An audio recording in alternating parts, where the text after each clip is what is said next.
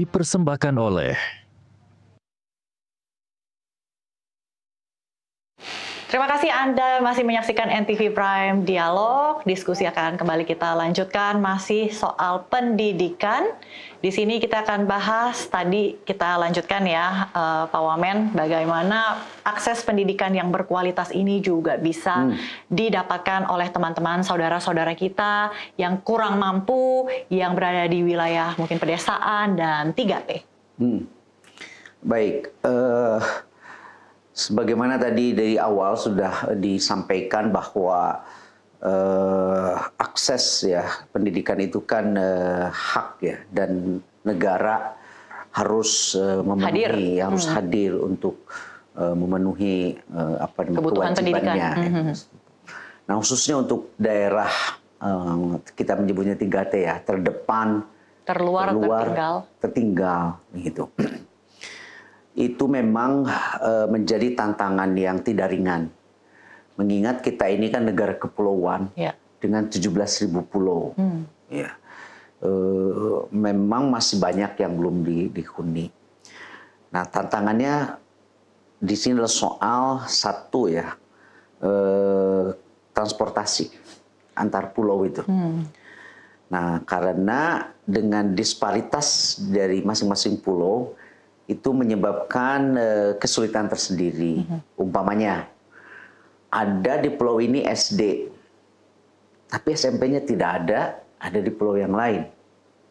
Berarti kan ketika dia mau melanjutkan ke SMP, dia harus pindah. Pindah kan bukan persoalan gampang. Nah, itu. Ada juga yang meskipun tetap satu pulau yang relatif agak besar gitu, tapi jaraknya harus lewat sungai dia. Ya. Dan sungai tersebut kan sesuai dengan alamnya kadang-kadang banjir dan sebagainya. Ketika meluap, maka dia tidak bisa. Bahkan kadang ada yang tidak ada jembatan. Tidak ada jembatan. Jadi murid dan gurunya tidak ini.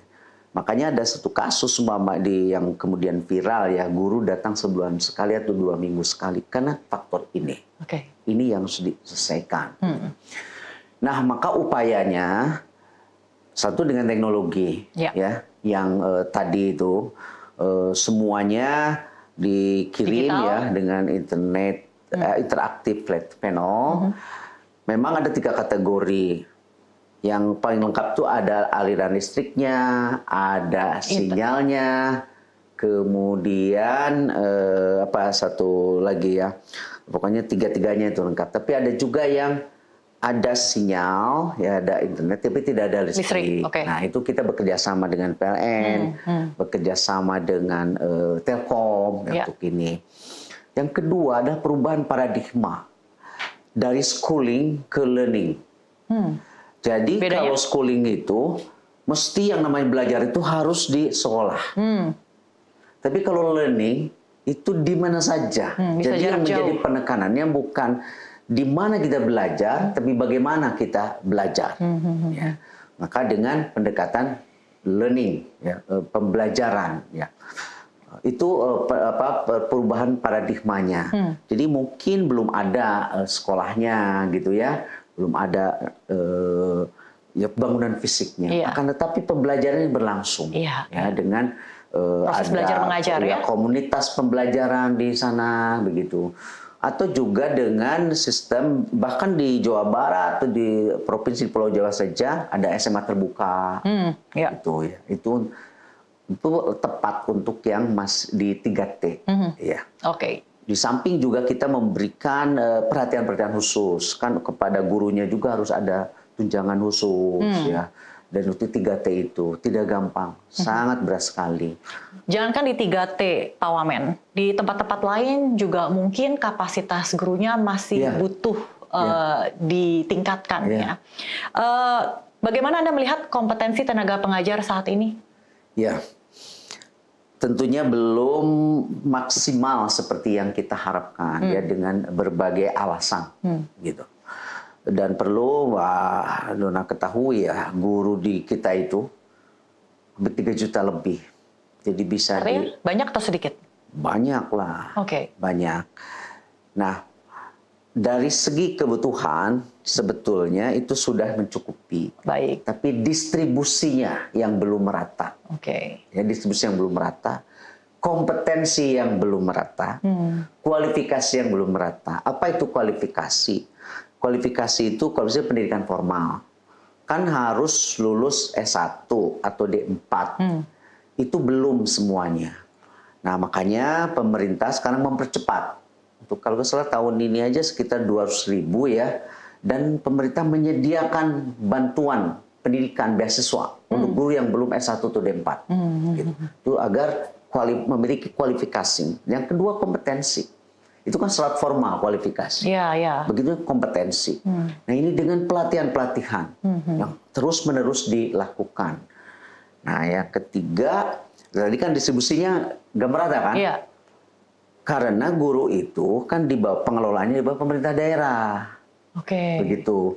Umpamanya kita ambil contoh, Jawa Barat itu adalah provinsi dengan kekurangan guru tertinggi di Indonesia, kurang lebih 54.000. Tapi ada provinsi yang kelebihan guru seperti Sumatera Utara, katakanlah Aceh ya.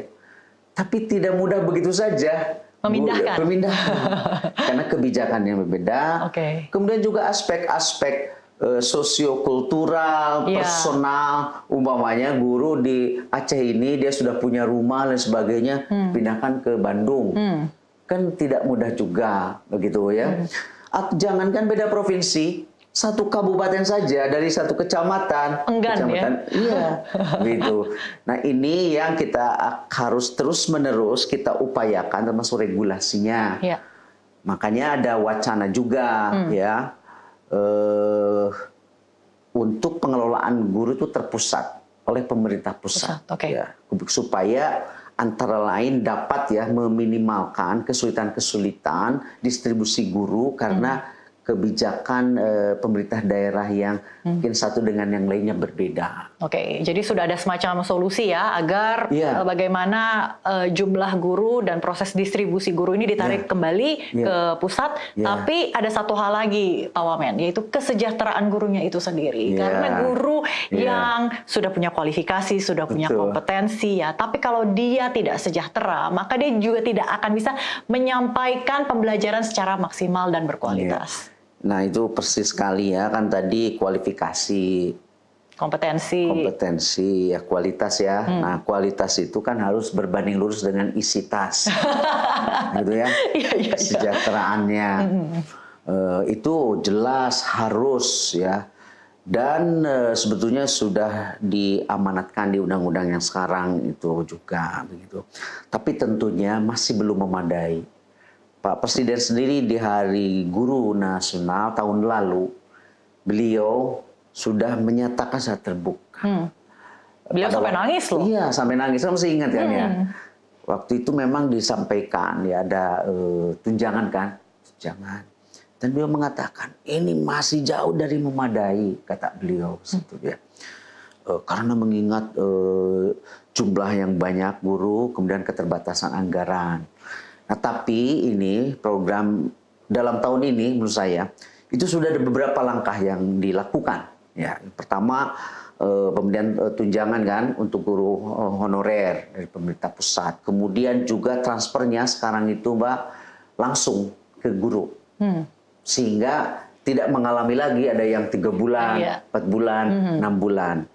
Kan kesejahteraan juga di sini termasuk kesejahteraan batin, kepastian kan.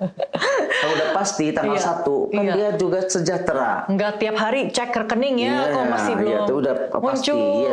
Salah satu elemen kebahagiaan itu adalah kepastian. Nah sekarang transfer langsung. Saya kan dosen dulunya. Nah dosen tuh paham betul ya, pegawai pusat Mbak. Jadi tiap tanggal 1 nggak pernah tuh melenceng. Nah, jadi bahagia kita kalau menghadap tanggal 1.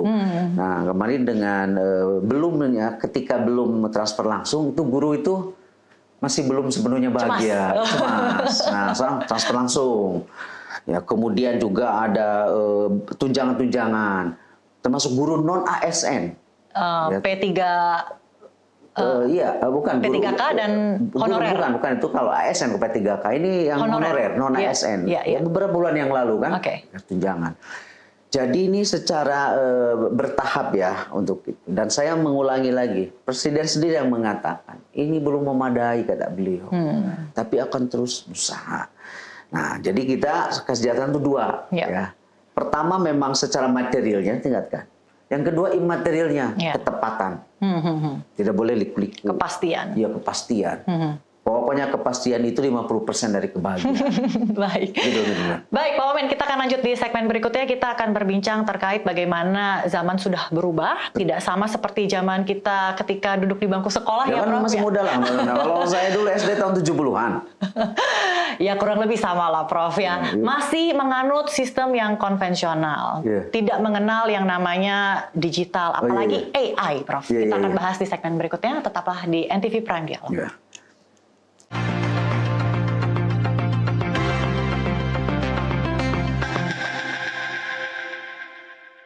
Dipersembahkan oleh